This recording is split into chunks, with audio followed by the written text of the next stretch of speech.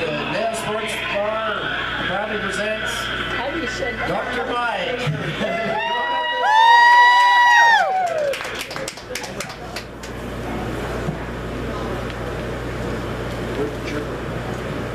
Thank you, kid.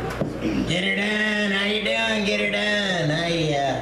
I want to clear up one thing right off the start here. People say, they say, hey, you sound like Larry the Cable Guy. And I say, that's bullcrap right there. That's bullcrap. Larry the Cable Guy sounds like me. He stole it from me, and I can prove it to you. You know that whole thing he does about my sister was covered with moles, and they called her Old Moly. And then she started going to church, they called her Holy Moly. Then she started dating a Mexican fella, they called her Guacamole. He stole that from me, and I can prove it. I got a sister named Sherry sitting right on over there, covered with hair. Hairy Sherry, we used to call her. And then the hay fever season would come around, and she'd make this noise right here. To scratch her throat, it scared the crap out of her. You remember that yet? Scared the crap out of us, so we called her Scary Harry Sherry. Then she come down with the case of the paranoia. We called her Wary Harry Scary Sherry. Then she done went and married a fella named Gary. And we told her, oh man, then when she was Gary's, Wary Harry Scary Sherry. Well, she divorced Gary, and we told her, enough's enough now. When you remarry, we got some rules here. No Jerrys or Carries or Larrys or, for heaven's sake, Harrys. So she married a fairy. Oh, Lord, I'm sorry what I said about Denny swinging through the wrong thing there. These people are starving spud farmer down in Winnemucca. Amen. So, hey, the real reason I'm up here is I'm looking for investors. I'm not doing amateur stand-up comedy, or as my wife calls it, immature stand-up comedy. I'm up here looking for investors. We're going to open a nationwide chain of paternity testing centers, and we're going to call them, Who's Your Daddy? That's right, who's your daddy? Our motto is, come in the front door and you'll be out of there in under 5 minutes. After all, isn't that how most paternity suits get started? Somebody came in the front door and was gone in 5 minutes.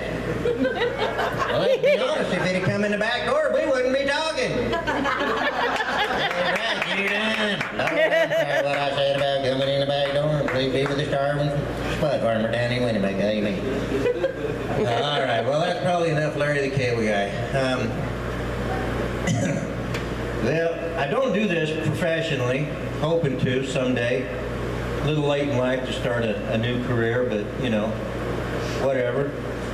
So, but I am a veterinarian. That's why they call me Dr. Mike. I'm a veterinarian. So, as such, I feel it's my responsibility to do some public service whenever I'm allowed to do this. So I wanted to let you know there's a new public health awareness, I guess you'd call it a public health bulletin out recently from the National Institute of Health and the American Veterinary Medical Association. If you own a parakeet or a cockatiel or a parrot, can you guys hear me okay? Yeah. No? Well, get your head out your ass. You can hear better. You can hear back there? No. No? Well, I'm damn funny. Just remember that. Okay, so I'm a veterinarian. The American Veterinary Medical Association said, if you own a parakeet or a canary or a minor bird or anything like that, don't let it kiss you on the lip, because you can get chirpies. Serious business. Serious business. It's a canarial disease. And the worst part is there's no treatment. It's scary stuff right there. Yes, sir. So I did go to Blackfoot High School here in town. I graduated a few years ago. And in high school I was known for my hair. Shut up, Denny. I was known for my hair in high school. And there was a kid in our class named Dave Draper. He used to call me Ronald McDonald because he said my hair looked like the Golden Arches, you know? Joke's on you, Dave! I tell you what, though, this comes in handy when I want to do impersonations of Popeye.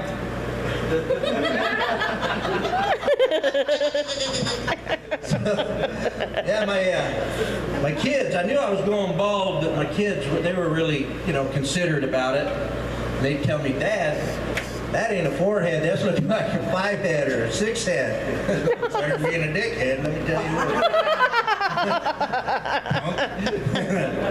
This guy's looking at me like I'm goofy. Sometimes I am goofy. Hey, sometimes I'm Mickey Mouse. I love Disney. My dream job would be to do a voice on a Disney movie. They've had some great voices in the Disney movies. You guys remember who Cheech Marin was? Remember Cheech and Chong? Oh, yeah. Oh, yeah. Well, Cheech Marin did a voice on Disney. He was the little chihuahua on Tito and Company. My favorite line, he goes, "Oh, man, if this is torture, chain me to the wall." And then a lot of people don't know this guy's name, but it looks like we got a crowd with a fairly mixed age group. So if I was to do this here voice, the people my age and older would say, "That's who? Mr. Haney from Green Acre." But the youngins will say, "Mr. Hooney?" Well, they say, "That ain't Mr. Haney, that's the Sheriff of Nottingham." For the young folks, right, Kip? The Sheriff of Nottingham. Walt Disney's Robin. So that's part of the problem with doing voices. You know, you get a mixed group of people, and the voices are different for different ages. But people ask me, well, how come you guys started doing all these voices? Well, after I left Blackfoot, I was golfing with some friends, and one guy took a pretty stiff backswing, caught me right in the throat, and did some damage. So this is my real voice. I mean, you know, if this was your real voice, wouldn't you come up with something else? Imagine trying to pick up chicks. "Hey, baby, want to follow the Albert Gold over to my house and play Find the Munchkin?" Yeah. And so I had to come up with some other voices. So, you know, I worked on that. And one of the things I like about that blue collar comedy, you guys, any of you seen that blue collar comedy? Okay. I like Jeff Foxworthy's stuff, but I swear he's been spying on my family. Because all that, "you might be a redneck," could just as well be, "you might be a Redford." I'll give you a few examples. And these come right from my family. "If you know what a blue dart is, you might be a Redford. For those of you who don't know what a blue dart is, permit me to elucidate." That means explain, Denny. "Within the digestive tract of most mammals, including the human being, methane gas is formed. If methane gas escapes from an orifice in the proximity of a flame source, a blue explosion is formed. This is commonly known as a blue dart. If you've ever lit a blue dart, you might be a Redford. If you've ever filmed your grandson lighting blue darts, you might be a Redford. If your idea of entertainment at a family reunion is sitting around the campfire in a circle while your baby sister goes around with a lighter, one by one, doing blue darts, you might be a Redford. And I swear this is true. This is from my childhood. If you've ever held the mirror for your grandpa while he laid on his back on the kitchen floor so he could watch his own blue dart, you might be a Redford. If you have to poop so bad that you're riding high in the saddle and you refer to that as prairie dogging, you might be a Redford. If you refer to flatulence, that means farting, Denny. If you refer to flatulence as burping the prairie dog, you might be a Redford. So I swear I'm not doing this to embarrass my mother. She's only been in a bar a few times, and tonight's one of them. Kind of walking a fine line here. But speaking of farts, no, I'm not going there, Mom. Don't worry. Don't worry. I wouldn't do that. Do it, Mike. Do it. Recently, and you'll find what in Spanish they call a sinvergüenza. That means without shame, shameless. I I noticed that I was getting some racing stripes on my underbreeches. And my wife said, you know, if you wax back there, that wouldn't happen. I said, well, you'd like that, wouldn't you? She goes, yeah. Well, a while back, she decided to save a buck and wax herself. And she put the wax on there, and then she put the little strip on there, and then she goes, I can't do it. I have to rip it off. Well, fellas, that's a no-win situation right there. If I don't rip it off and she has to do it, I'm in trouble. If I rip it off and it hurts, I'm in trouble. So I ripped it off. So when she wanted to wax me back there, we called it the crack and sack special. It didn't hurt as bad as I thought until the nubby started growing in. But I noticed it had another effect. It used to be before I waxed back then, when I farted, it went, now it goes.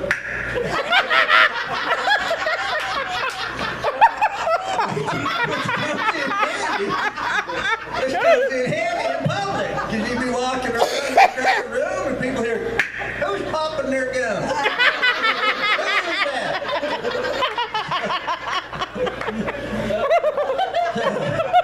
Hey, any of y'all heard of that book, 50 Shades of Grey? Yeah, woo! Any of you read them? Anybody on this side read them books? No? You're missing something.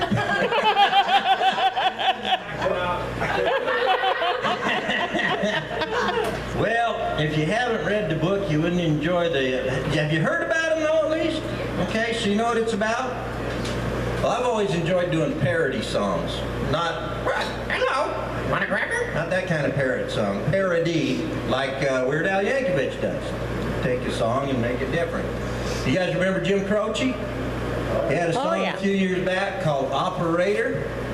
Well, I come up with a new version of that because it's based on 50 Shades. It's called Vibrator. You can see that on YouTube. Vibrator, would you help her read this book?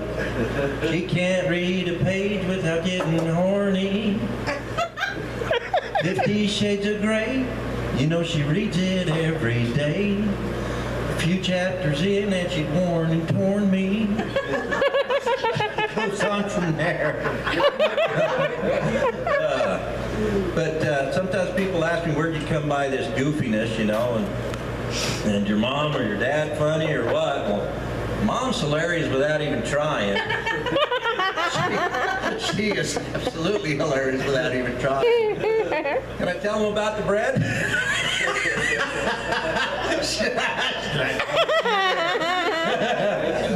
But Dad had this sneaky sense of humor, kind of quiet and stuff. He'd say things that'd catch you off guard. Like when I was a kid, I'd always say, I don't shit a git. And I got that from Dad. But he'd also, if somebody said something pretty smart, he'd go, you're a fart smeller. Smart fella. Stuff like that. So the other day I was over visiting him, and he was looking out the window. And I walked up and I leaned over, and I looked at him and I looked out the window. I'm like, what are you looking at, Dad? And he gives me this side glance, and then there came that grin. He calls it a shit-eating grin. And I knew I was in trouble. What are you looking at, Dad? And he looks at me and he goes, I see fields of green, red roses too. I see them bloom, found me in you. And I think to myself, what a wonderful world. Shouldn't have asked. People ask me, how early did you start doing this stuff? I remember in grade school getting in trouble because the other kids, and they never failed. They waited till the teacher was right behind me and I didn't know it. And they'd say, Mike, cuss like Donald Duck. Well, this was in Salt Lake City in the 60s, so cussing covered a lot of stuff. And so I'd say stuff like, shut up, you stupid poopy. And of course, again, this was the 60s in Salt Lake, so the next thing you know, oh, excuse me, the teacher would hit you in the head. And I'd be like, shut up. Next thing I knew, I was in the principal's office. But my dad did teach me not to use profanity. Not very well, obviously, but he told me not to use profanity. He'd say, profanity is evidence of a weak mind attempting to express itself forcefully. Yeah, I think I got that right. And, but I do use proper words where they should be used sometimes. And I am a veterinarian, so, you know, we use certain words that are typically not acceptable in public. Now, at first I thought, well, that's kind of weird how we do that. But then I started thinking I speak Spanish, too. And the cuss words in Spanish, the worst things you can call someone in Spanish is a big goat. You guys ever, any bilinguals in here? Nobody? In Spanish, one of the worst things you can call someone is cabrón. That just means big goat. And buey, that just means ox. But the worst one is pendejo. You ever heard them call each other that? That just means a hair growing out of a mole. And it's a big cuss word in Spanish. But look at us. You call somebody a female dog, they get bent out of shape. You use the biblical term for donkey. People get bent out of shape. And I use those in my work. In fact, I had a guy ask me one day, well, how do you like being a veterinarian? I said, it's pretty cool. I mean, what other job is there where you come home at night and your wife says, what'd you do all day, honey? I said, I nuzzled fuzzy pussies and got licked by bitches all day long. And she says, that's nice. At my clinic, she helped me. We were talking about that once in an eating establishment, and the guy at the next booth comes over and he goes, man, I gotta shake your hand. Says, I don't know what you do for a living, but it sounds like a lot of fun. I said, I'm a veterinarian. He goes, oh. But sometimes using those proper words get me in trouble. I went to lunch one day with a buddy of mine. He's a pediatrician. Can you guys hear me okay? Is it better? Can you hear me? Okay. So his name's Randy. I called him up and said, Randy, let's go to lunch. He says, I can't. I'm stuck at the hospital all day today. So what are you doing? So I'm doing circumcisions. Circumcisions. I said, well, at least you'll get a tip from every customer. But he says, I can't leave the hospital. I said, I'll come over there. We'll have lunch in the cafeteria. Okay. So I'm wearing scrubs, and I go over there, and everybody just thinks I'm one of the doctors at the hospital. And I sit down at a table with him, and we're talking. And unbeknownst to me, behind my back, but right in his line of vision, is a table full of nurses. And they all know him, and they're thinking, I'm the new doctor in town. So one of the girls gets up, she comes around to the table, and she says, well, hi, Dr. Mike. Hi, Dr. Randy. And we're both go, hi, Linda. And she walks off. And Randy looks at me, and he goes, how do you know Linda? And so she was just in the office the other day for an artificial insemination. And the table full of nurses, I didn't see this, but Randy sure as heck did. The table of nurses all go, well, Randy, he saw that. And so he goes, really, an artificial insemination? Yeah. He goes, tell me about that. And I go, well, it's one of the most embarrassing things you have to do as a veterinarian because, first of all, she brought her mom with her. It's embarrassing enough, but she brought her mom with her. And it just so happens that this was a black lady, and her mom says, I'll tell you why they ain't getting pregnant. Fool's trying to put it everywhere but where it's supposed to go. And you know this, Al? I've been watching them.